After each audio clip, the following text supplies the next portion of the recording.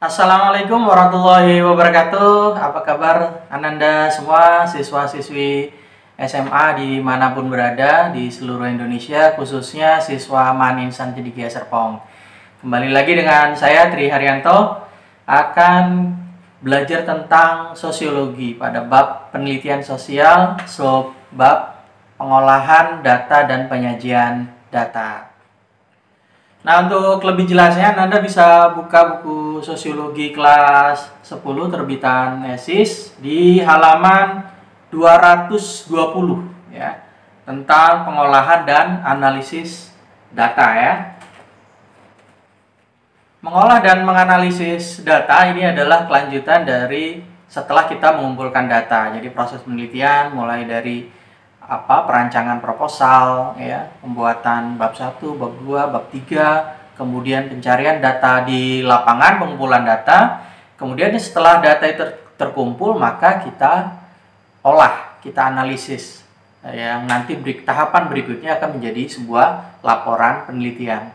Nah, bagaimana tahapan-tahapan mengolah data hasil penelitian tersebut?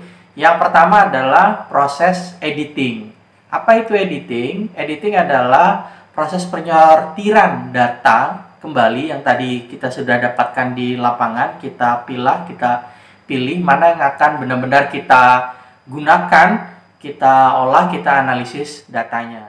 Dalam proses editing ada 4 hal yang harus diperhatikan. Yang pertama adalah kelengkapan. Kelengkapan apa? Kelengkapan data responden. Jadi data responden itu harus lengkap. Ya, namanya, jenis kelaminnya, usianya gitu ya. Kita periksa kembali apakah data responden itu lengkap. Kemudian yang kedua adalah kejelasan ya. Kejelasan. Jadi dalam proses editing seorang peneliti itu harus jelas membaca, menganalisis data-data tersebut ya. Kejelasan. Jadi harus jelas data yang dikumpulkan tadi ya.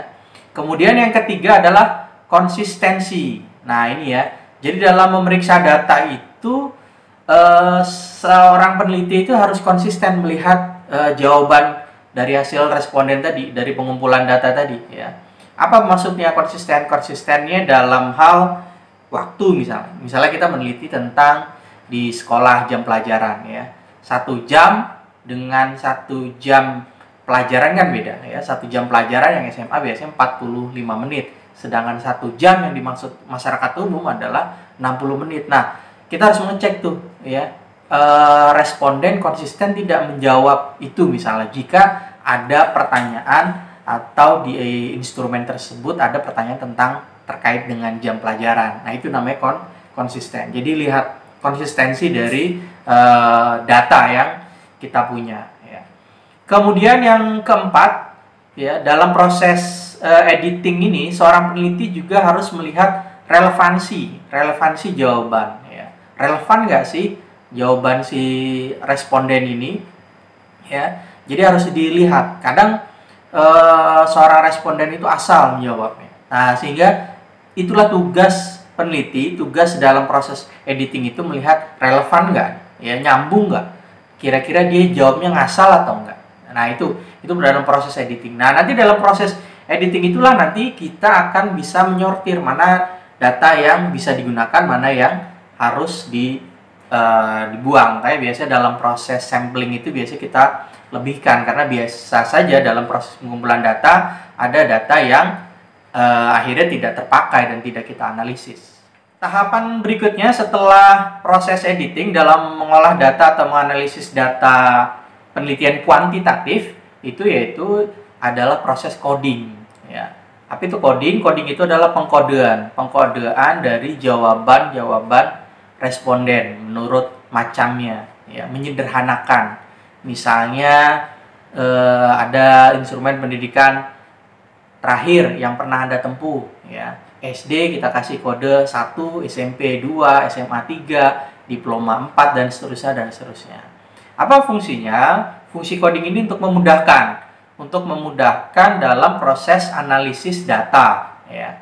Karena kalau penelitian kuantitatif kan kita biasanya yang sederhana minimal dengan Excel ya, atau kalau dengan aplikasi banyak ya, SPSS itu akan memudahkan sehingga karena aplikasi-aplikasi statistik itu biasanya hanya membaca kode-kode angka, ya, kode-kode angka. Nah, itulah kenapa coding itu diperlukan untuk memudahkan proses analisis data dengan aplikasi, ya. Atau kalau tidak dengan aplikasi pun dengan cara manual juga itu akan sangat membantu proses pengcoding itu, ya.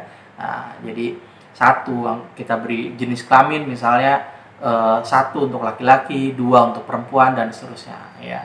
Biasanya ada sistem baku juga yang dalam proses coding tadi, ya. Nah, editing dan coding itu adalah proses tahapan pengolahan data. Kemudian yang berikutnya ada namanya pengorganisasian data dalam penelitian, ya. Nah, pengorganisasian data dalam penelitian ini yang pertama misalnya tahapnya adalah tabulasi, ya. Apa itu tabulasi? Memasukkan data yang diperoleh dari lapangan dalam bentuk tabel, ya. Nah, kegiatan ini biasanya ya tadi, ya, untuk menyederhanakan, memudahkan, ya. Misalnya kita buat tabel nilai ulangan harian, gitu kan. Berapa yang dapat 70, berapa yang dapat 72, berapa yang dapat 75, kita frekuensikan, kita buat dalam bentuk tabel. Nah, tabulasi atau dalam bentuk tabel itu juga sama untuk menyederhanakan. Itu namanya dalam proses, ya, tabulasi adalah proses pengorganisasian data. Tahapan berikut pengorganisasian data adalah persentase, ya, persentase.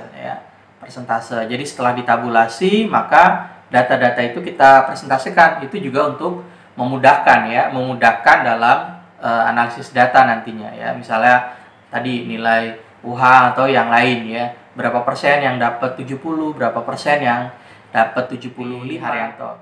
Kasih. Assalamualaikum warahmatullahi wabarakatuh.